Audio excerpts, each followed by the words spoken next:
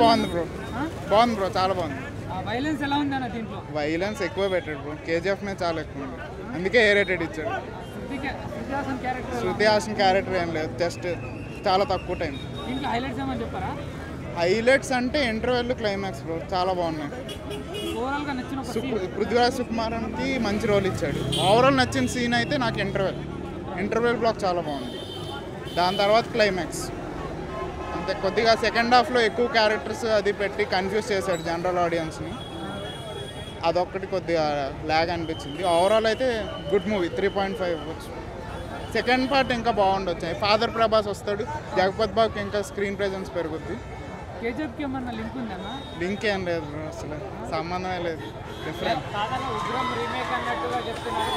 నేను ఉగ్రం చూడలేదు బ్రో, కానీ సేమ్ అదే స్టోరీ అన్నాడు ప్రశాంత్ నీల్ కూడా అన్నారు, నేను చూడలేదు. నేను ఉగ్రం చూడలేదు.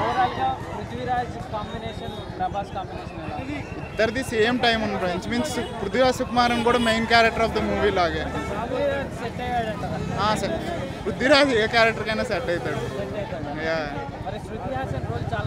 చాలా తక్కువ కొద్దిగా, కానీ వెంటనే ఎలివేషన్స్ పెట్టేసి కవర్ చేశాడు, కానీ ఆ స్టోరీ కొద్దిగా కన్ఫ్యూజ్ చేశాడు సెకండ్ హాఫ్లో. అంటే జనరల్ ఆడియన్స్ కష్టం అవుతుంది. 1000 crores ఈజీ బ్రో.